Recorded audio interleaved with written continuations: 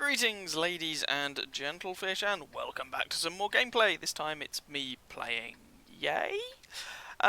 So it's a bit odd because at the time of recording this video, we've still got the mission marathon going on for the 122T, the Chinese medium tank with the terrible DPM and the weird camo. And this, some people don't know, was actually, the IS-6 here was actually the first Tier 8 mission and marathon reward. Back in the day when these mission marathon rewards were just regular premium tanks per se, there wasn't a special premium tank for it. And that's how I got this thing. And back in the day, you had to grind out 150,000, experience, base experience, at Tier 6, with every nation in the game, including the Japanese, and that tech line was added partway through the mission marathon. And you had a month to do it in. My, how mission marathons have changed. Anyway, oh hello T20, you can see him brick himself. Anyway, this is not going to be a full review of the, IS-6 or something. If you want one of those, I already have one on my channel, and if I remember, I'll put a little doobly-doo up so that you can go and look at that if you haven't yet already done so and think you might be interested. But for those of you who are not aware, and those of you who are not aware I use the IS-6 as a bit of a kind of barometer of people's expectations of the game, I suppose, because, you know, you find people complain about things a reasonable amount, and periodically they'll go, oh, tank XYZ, that happens to be a tank they've played recently, oh, it's so underpowered, power creep, something, gold ammo, RT, blah blah blah hacks. And so I use the IS-6, because it has pretty poor penetration, as kind of my odometer of outrage, if you will. People will complain that this tank is underpowered, whilst at the same time complaining there is Russian bias in the game, which is an interesting bit of cognitive dissonance. And so I'll take this thing out for a spin, and we'll see how it does. So this is not the nice balanced tank review. Like I said, if you want to see that, I've got it. You can go and take a look. This is going to be showcasing some of the better games that I played in the IS-6 at the time. Now, I want to get my excuses in early. Hello, Mr. Liberté. Ooh, your side armour sucks. I want to get my excuses in early. The IS-6 was one of the first tanks I played upon returning to the game. So, I'm going to make mistakes. At the time I played this game, this was sort of September, October time, and I hadn't played that much since returning, and so, like I said, mistakes are going to happen. Bear with it. And also, this Tiger's going to give me some problems. He's aiming well. Just out of curiosity, where's he shooting me? I can't really see. It's difficult to make out. But either way, oh, there we go. Frontal plate there. He's shooting well. He's not firing gold.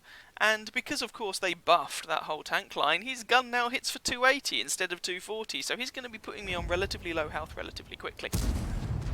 Now, the play you saw me make at the beginning of this game, if you've ever seen me play Ruinberg, which is the map we're on, from the northern spawn in the IS-6 before, you might have seen this coming. But the wonderful thing about doing this, and these guys are just giving me their side armour. I'm on 76 health now, by the way, in case you hadn't noticed.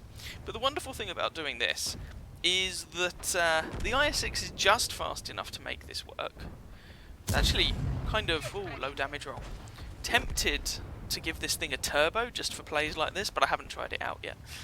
But you come stomping down here, you give any medium tanks or light tanks who are trying to take advantage of this position, you know, this central road on the map, from the enemy team, you give them just a brown trouser moment, which is hilarious. And you can see we picked up some damage and 2 kills on that T20.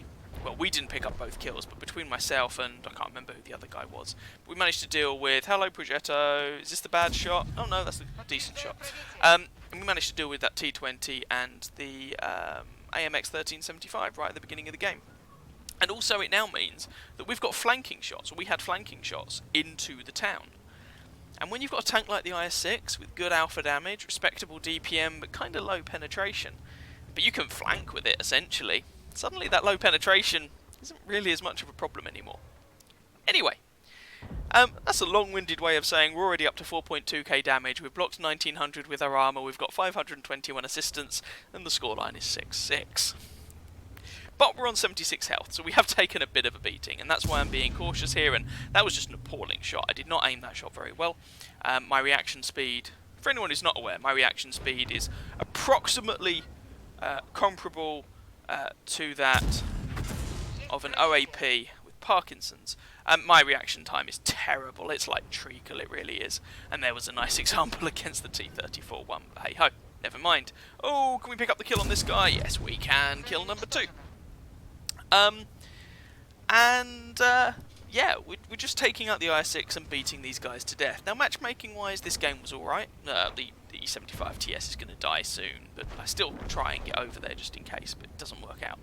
So, we're doing alright here, and when you look at the post-battle stats, I just want you to think, what would it have been like if we hadn't been here racking up so much damage? How would this game have gone? Probably quite differently. We're on 76 hit points, sorry, 27 hit points now. All they need to do is fling some HE at me, but, you know, or sneeze, that works too.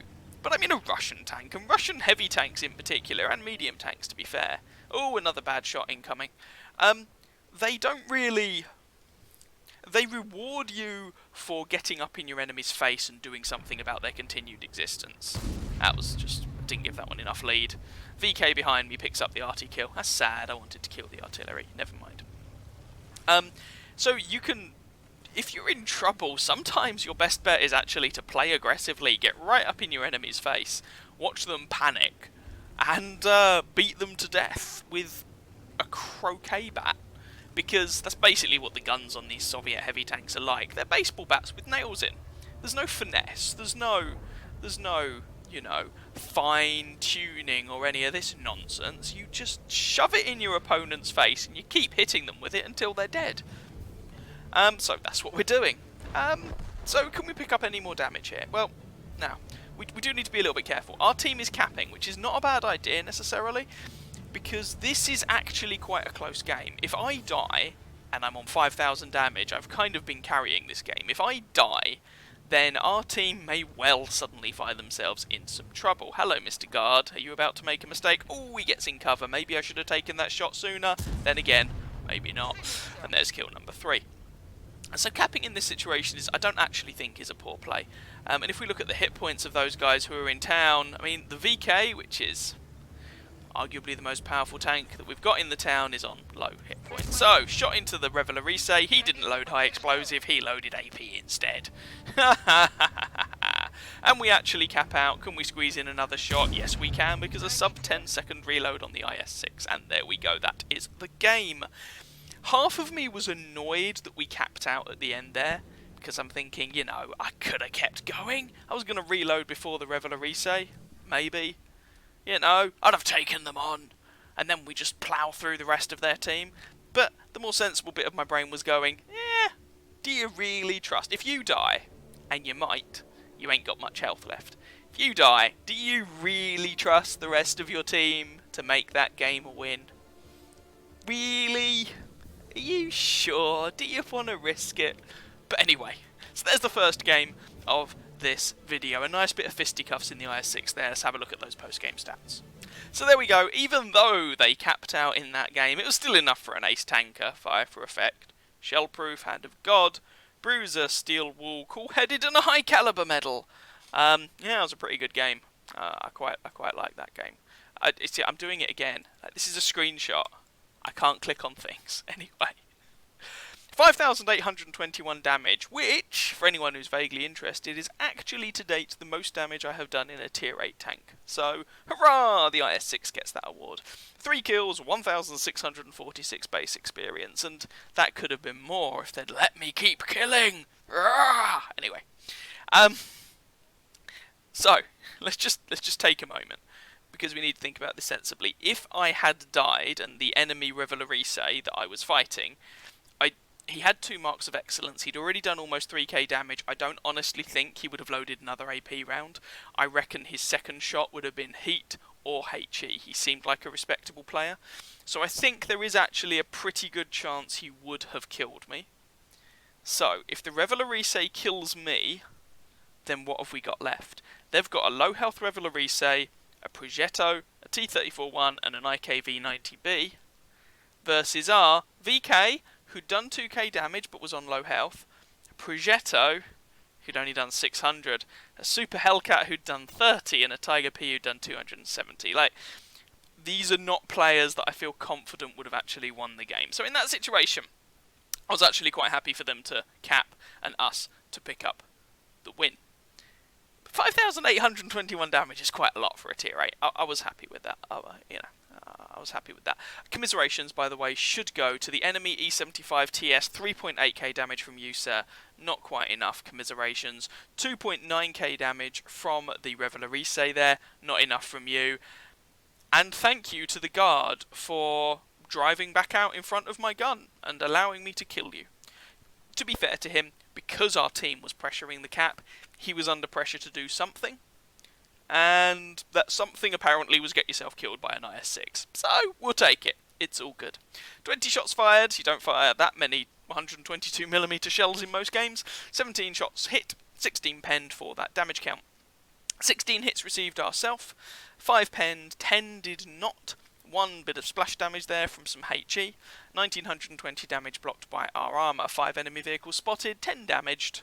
3 destroyed, yes, that's right, 5 spotted, play a Soviet heavy tank aggressively and suddenly you become a scout. 881 assistance damage, 1.72 kilometres travelled, and a 7-minute match. We had a premium account at the time, I'm not entirely sure where that was from, can't remember, but we had one at the time. And we completed a mission, so even when you take away like resupply costs and all that, we made over 200,000 credits, which was quite a lot. I was happy with that game, it was a good game.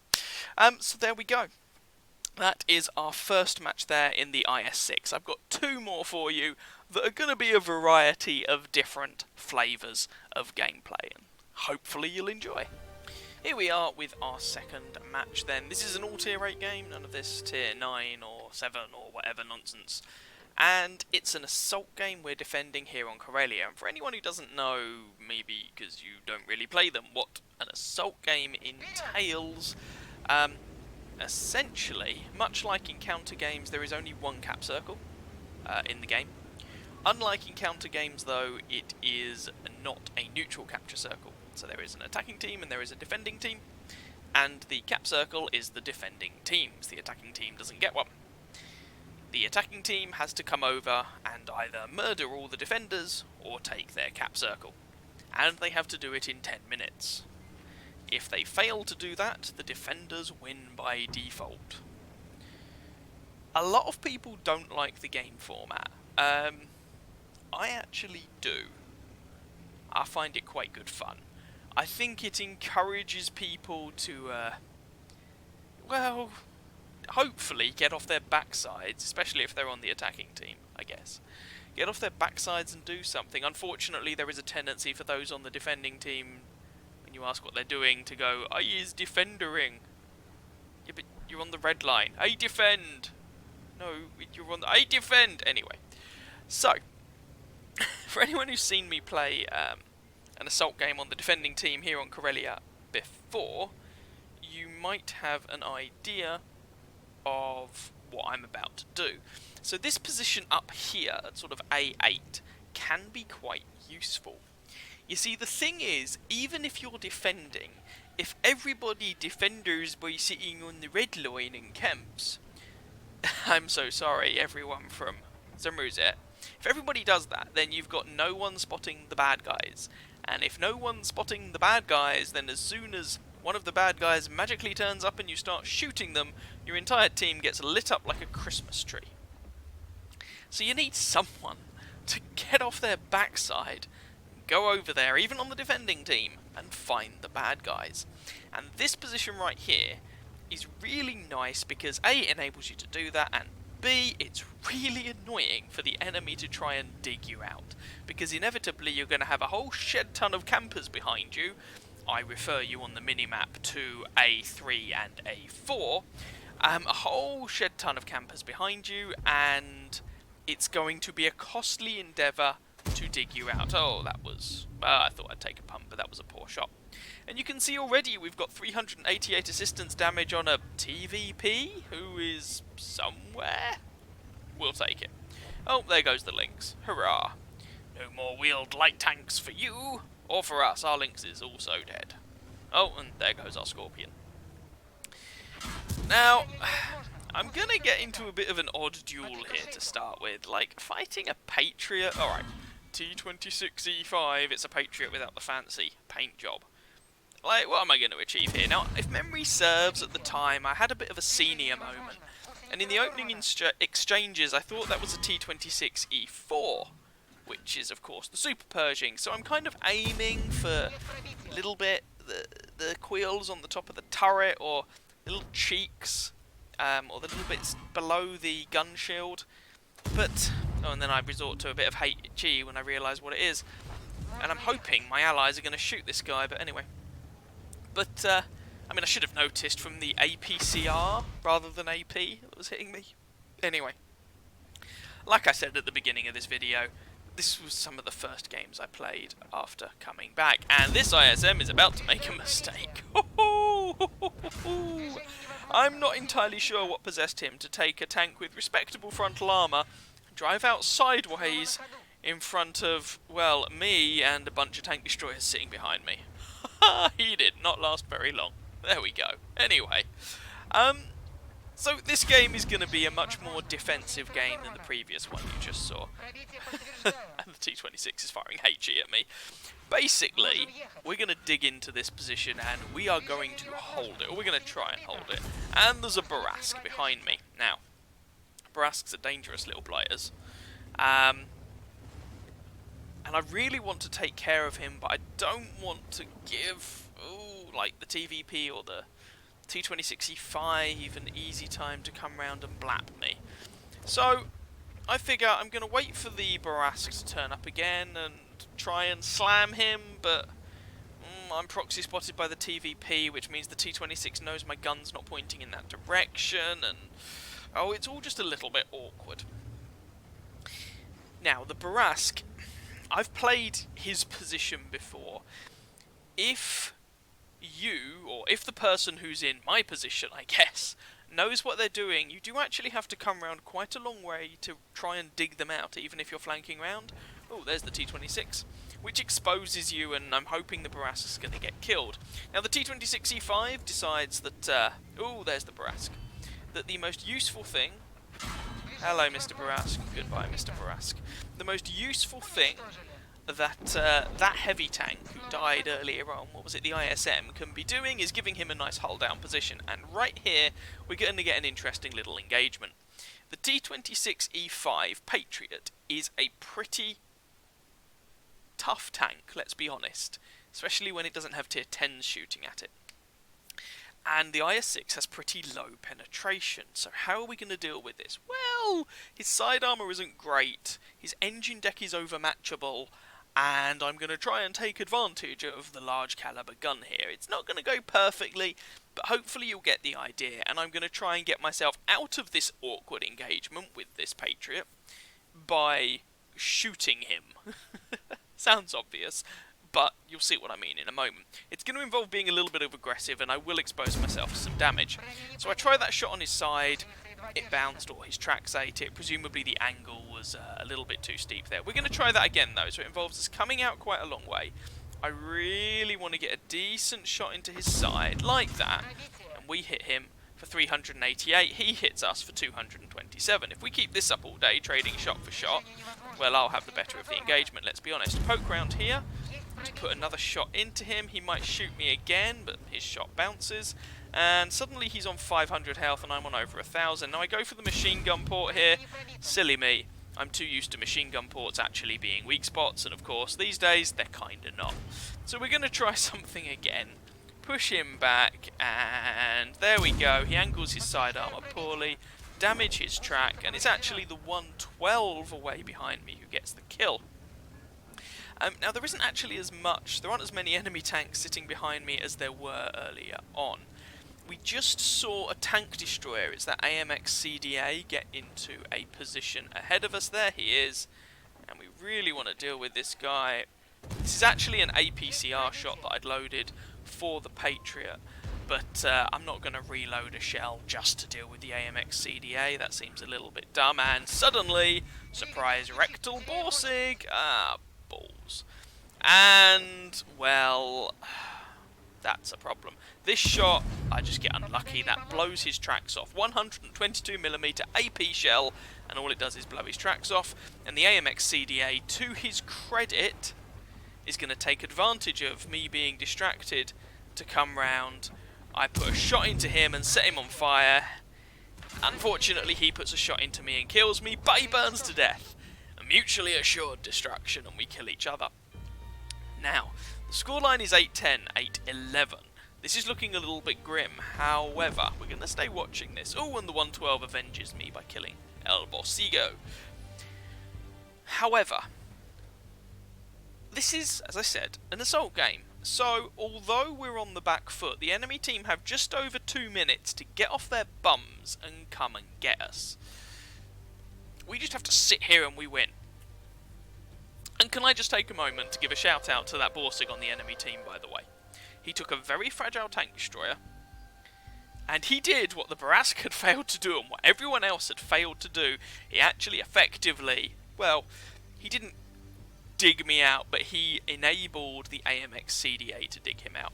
He died for it though, in case you hadn't noticed, and so did the AMX. In fact, look at the little graveyard going on up there. I went down, yes, I went down. But the ISM, the Patriot, the AMX CDA, the Borsig, and the TVP all died for the privilege. Oh, no, that is everybody. And the Barask. Sorry. And the Barask. It took them 6 tanks to dig me out. I find that hilarious. And that's the power of that position. And we racked up a good amount of spotting damage because, you know, IS6 best scout confirmed. Less than a minute left now. And actually, our Borsig, hats off to him, has managed to take down the enemy T-69. And there are just 4 tank destroyers left on the enemy team. Their Scorpion is over by our Borsig, which essentially means he's no threat. He could kill the Borsig, don't get me wrong, but he's not going to get to our cap circle, and actually our Borsig takes him out. So then we've got this pair of S1s, Slitzvang S1s, who need to do something about a pair of enemy Udezes. What's the plural of an Udes? Udi? Is it a flock of Udes? Anyway, and a Slitzvang S1. So this is kind of the battle of the Swedish tank destroyers. The difference is they only have 20 seconds to do it. Good luck. And Gremlin 182, I've got a funny feeling he might actually be a Forumite. Not 100% sure. Anyway, he gets shot, unfortunately, but that Borsig messes things up. Comes in for the ram, doesn't quite kill Gremlin, and mine manages to get the kill in the end, but all that ends up being a little bit irrelevant because even if they'd killed both of the Stritzvangs, we still have a Borsig down in J2. And they didn't have enough time to cap. So, for the last minute or so of that game, right at the point where the Borsig killed the Scorpion, that game kind of became unwinnable for the enemy team. Sucks to be them, I guess. So, let's have a look at the Postgame Stats for this one. So there we go. We dug in, and as it turned out, we sold our life really rather dearly. Like I said, it took about 6 enemy tanks to dig us out. Yeah, and the IS6 just bounced stuff. And that ended up being enough for no shiny big medals, but Ace Tanker, Arsonist, Spotter, Duelist, Eye for an Eye, which you don't see very often, for the mutually assured destruction on the AMX CDA, Fire for Effect, and the Bruiser Ribbons. And as I think you can see, it actually ended up being a pretty decent game. In the end, all things considered. 3,302 damage done, 2 kills, 1,363 base experience. Yeah, I mean, I'm not going to argue. Shout out should probably go. Scorpion on the enemy team, 3,000 damage from him, and almost 3,000 damage from their Batchat 12T. Not quite enough to get their team the win. Sucks to be them. Also a big shout out to the ISM on the enemy team. Driving out, sideways out, like that, in front of a whole bunch of heavy tanks and tank destroyers. Like, thank you for your donation. That was very much appreciated. And the enemy Borsig, lovely flanking manoeuvre from a paper TD. Hats off to you, sir. Acknowledging the fact that it's an assault game and you actually have to do something. But this does raise a slight question. 3,303 damage was what, while it's quite a nice sort of aesthetically pleasing number, and 2 kills. I mean, it's decent, but it doesn't sound like it's good enough for 1363 base experience. Well, 2.6k assistance damage. IS-6, Scout Tank. Oh yeah, scouting with our face. 16 shots fired, 14 hits, 8 penetrations. For that damage count, 25 hits received, 5 penetrated, 17 did not. 3 splash damage, so 3,960 damage blocked by our armor too. Can we just get a shout out for that? You know, we blocked more than twice our hit points, so IS-6 armor, beautiful. The IS-6 actually has really decent armor in as a general rule of thumb. 4 enemy vehicles spotted, 6 damaged, 2 destroyed, and of course that 2.6k assistance damage. And as I say, we were running a premium account at the time for some reason, can't remember why, and that actually ended up being over 100,000 credits in profit, which was very nice. And lots of shiny quintupling and whatnot of XP, so that was a shed ton of XP, almost 20,000 experience from one battle that went into the crew that I was training up at the time. Booyah! Which was awesome. So that's the second match. So we've had one where we were kind of trying to be quite aggressive and get flanking shots into a town and kind of beat the enemy around the face with a cheese sandwich. Second game that was much more defensive in nature. We dug in and we made the buggers bleed for every inch, and it worked. What's the third game going to have in store for us? So, game number 3 then, and we are here on the Live Oaks map. It's an all tier 8 match again, so none of this plus or minus anything stuff. I don't want to give the wrong impression about this. I actually find all same tier matches kind of samey and a little bit dull. I'm not a huge fan of it, but the IS-6 likes it, so I'm not going to complain too much, I suppose. Right, we're here on Live Oaks. Just a quick warning for anyone who's of a slightly delicate disposition. We are going to load and fire 2 APCR rounds. Dun dun dun! Oh no, anyone who hates gold ammo, be prepared for that. And clearly it's a pay to win because it's going to achieve the square root of bugger all. It's not going to make the blindest apeth of difference. Oh, you'll see when it happens. Anyway, so we're here on Live Oaks. Hurrah! Yay for Live Oaks. I'm having a look at the enemy team, as you should always do at the beginning of a game, and as especially I do in an IS-6. And I'm not being filled with happy thoughts because the enemy have things that are tricky to pen. IS-6, one of the problems with the IS-6 as a tank is it really finds it difficult to hurt itself. So if there's an IS-6 on the enemy team, and there is, dealing with them can actually be a pain in the neck. Speak of the devil, there he is. And, oh, is he going to give me a nice shot? I mean, if he's just going to give me his side armor, then cool, I'll take it. Like, seriously, dude. Your armor's great. Don't do that. Oh, IS-3A. Now, I'm not entirely sure what... Oh, I remember what I'm doing. Haha. I make a bit of a mistake here, but it ends up paying off. I thought that sort of fence thing in front of my face, I thought at the time, when he took the first shot, that it wasn't destructible for some reason. So I didn't try and shoot him.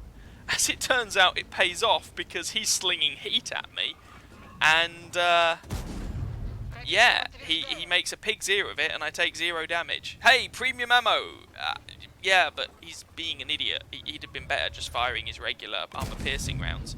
And I'm trying to aim my shots relatively carefully because there's a band of armor on the IS-3 at the top that is made of 100% purest starlinium, which can, you know, bounce things, so you aim just below that and then you do lots of damage. He could have been a really difficult tank to deal with, but myself and the Tiger 2 just kind of go over there and beat him to death with a haddock. So, I mean, that's fine, I guess. I'm not going to complain. Who's next? Well, the IS-6 is still an issue, and he's behind that somewhere. That's annoying. Come on, that's not going to pen. I give it a shot. It might have penetrated. Oh, we've lost our defender. Oh, it's dearie me.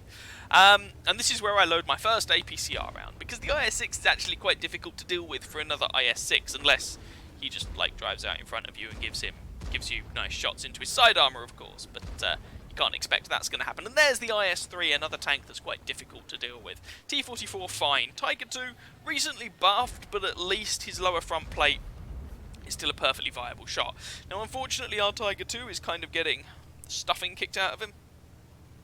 Not optimal, and if he dies, that actually means we're at number 2-1 in the town as far as we know, because we've still got IS-6, IS-3, T-44 and a Tiger 2 versus me and an IS-3. Now, credit where credit's due, the Tiger 2 has not gone down yet, and I'm trying to get a shot on him, and I do not aim this shot particularly well, and, well, there we go, my APCR shot just damages the guy's tracks.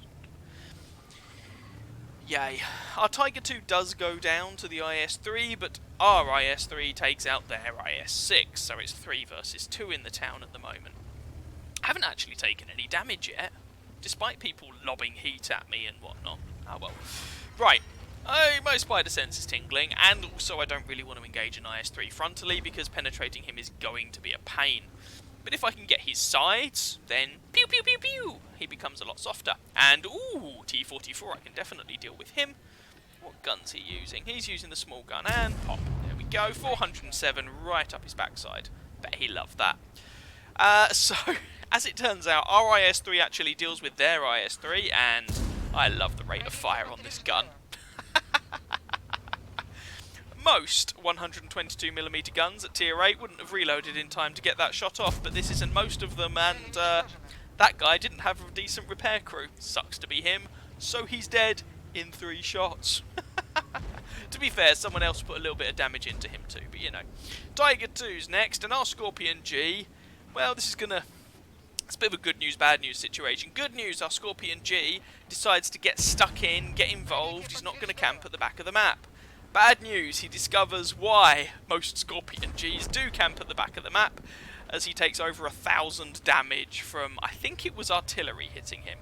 Anyway, we get a shot into the lower front plate of the Tiger 2, so we're able to leave him a one-shot, and our friendly IS-3 takes him down. Suddenly, the scoreline's 10-9, and this is not looking too bad. Our Pershing deals with their Object 416, and it's 11-9. Hurrah! Yay!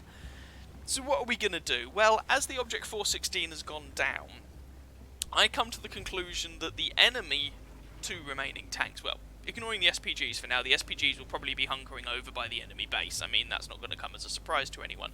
But the 2 actual tanks on the enemy team, the 110 and the CS-52 Lys, they, or LIS, however you're supposed to pronounce it, they have probably, because they've not pushed into the Pershing, they have probably gone back to defend their base. In their position, that's what I would do. So I'm going to pull a Major Rawn, and judging that that's what I would do in their position, I'm going to go over there to, well, beat them to death with a wet haddock. No, I'm not a member of the Dingers. I don't know. Apparently in this particular game I've decided that I'm beating people to death with fish. Go figure. Now, CS-52 Lys has a fairly respectable gun, but its hull armour certainly isn't particularly good as far as I'm aware. The 110 is a tougher nut to crack, however, so we'll see how this goes. I have got full health, and I've got my IS-3 apprentice here, so between us, hopefully we can do something about this. There's the CS-52, he's on 500 and something health, and artillery deals 17 damage to him, and, oh, that wall's not destructible. Can you tell I hadn't played the game in a while at this point? Oh, and there's the 110. Now, we have a distinct hit point advantage, but... yeah, our IS-3 just exploderated. Well, bother. Alright, so... I take a really poor shot there at the tracks of the 110. It's really poor because it just means that the gold spamming CS-52, obviously I didn't know these two were going to spam gold at the time, but the gold spamming tanks can just pop round the corner and shave off. Ooh, what's that? It's quite a lot. Like 700 of my health. Now I preload an APCR shell because I'm not expecting armor piercing to be good enough for the lower front plate of a 110. As it turns out, it is. So we actually put an AP shell into the 110, which kills him, and that means we've got an APCR shell loaded to deal with the CS-52, which is a complete and utter waste of time. Or we could put gold into artillery, I suppose. Yay!